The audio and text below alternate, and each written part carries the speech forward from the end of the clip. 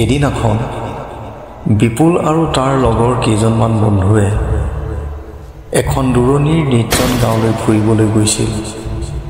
সেই নিৰ্জন গাঁওখনত পুৰণি জৰাজীৰ্ণ অট্টালিকা এটা আছিল, যিটো গাঁৱৰ মানুহে অভিশপ্ত বুলি কৈছিল।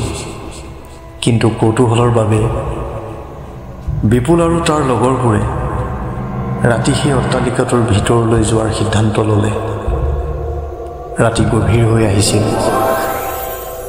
বিপুল আৰু তাৰ লগৰবোৰে প্ৰায় দুভাগ নিশা সেই অভিশপ্ত অট্টালিকাটোৰ মুখ্য দুৱাৰৰ সন্মুখত উপস্থিত হ'ল। বিপুলে দৰজাখন ঠেলি দিয়াৰ লগে লগে দৰজাখন খোল খাই গৈছিল। কিন্তু আটাইকেইজন ভিতৰ সোমোৱাৰ তৎমুহূৰ্ততে দুৱাৰখন নিজে নিজেই বন্ধ হৈ গ'ল। বাহিৰত গৰম আছিল, কিন্তু সিহঁতে ভিতৰত ঠাণ্ডা অনুভৱ কৰিলে। শিৰশিৰীয়া এচাটি ঠাণ্ডা বতাহে সকলোকে কঁপাই গৈছিল। টৰ্চৰ পোহৰত অট্টালিকাটোৰ ভিতৰৰ বিভৎস ৰূপ দেখি সিহঁত শংকিত হৈ পৰিছিল। সকলো আচবাব ধূলিৰে পোত খাই আছিল আৰু চালি ধৰা মকৰা জালৰ বাবে সিহঁত আগবাঢ়িব পৰা নাছিল। কিছুমান অসীম পোক পতংগৰ কোলাহলে অট্টালিকাটোৰ ভিতৰৰ পৰিৱেশ জয়াল কৰি তুলিছিল। আটাইকেইজনে অট্টালিকাটোৰ ওপৰ মহলালৈ যাবলৈ চিৰিৰে আগবাঢ়িল।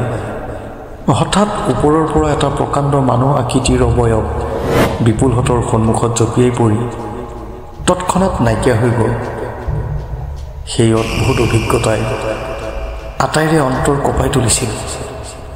সিহঁতে এতিয়া অট্টালিকাটোৰ পৰা ওলাবলৈ দুৱাৰখনৰ ফালে দৌৰিব ধৰিলে, কিন্তু বহু চেষ্টা কৰিও বিপুলহঁতে দুৱাৰখন খুলিব নোৱাৰিলে। তেতিয়াই পিছফালৰ পৰা কোনোবাই সিহঁতক মাত লগালে।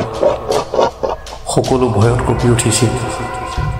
বিপুলে টৰ্চটো জ্বলাই দিলে, কিন্তু টৰ্চটো কেইবাৰমান টিপ টিপ কৰি নিজেই নুমাই থাকিল। সিহঁতে বগা শাৰী পিন্ধা আৰু তেজেৰে তিতি থকা মুখ এখনৰ এজনী মহিলা দেখা পালে। তাইৰ চকুকেইটা জ্বলি আছিল আৰু খুব লাহে লাহে সিহঁতৰ ফালে আগবাঢ়িবলৈ ধৰিলে। বিপুল আৰু তাৰ লগৰবোৰে ভয়তে যেনি তেনি বাট বিচাৰি কৰিবলৈ ধৰিলে। কেনেবাকৈ বিপুলে অট্টালিকাটোৰ খিৰিকী এখন ভাঙিবলৈ সক্ষম হ'ল আৰু সকলোৱে সেই ভঙা খিৰিকীখনেদি জঁপিয়াই জঁপিয়াই বাহিৰলৈ ওলাই আহিল।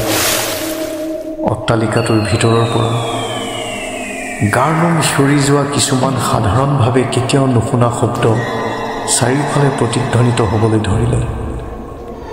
পিছলৈ ঘূৰি চাই বিপুলহঁতে দেখে যে অট্টালিকাটো যেন লাহে লাহে অদৃশ্য হ'বলৈ ধৰিছে।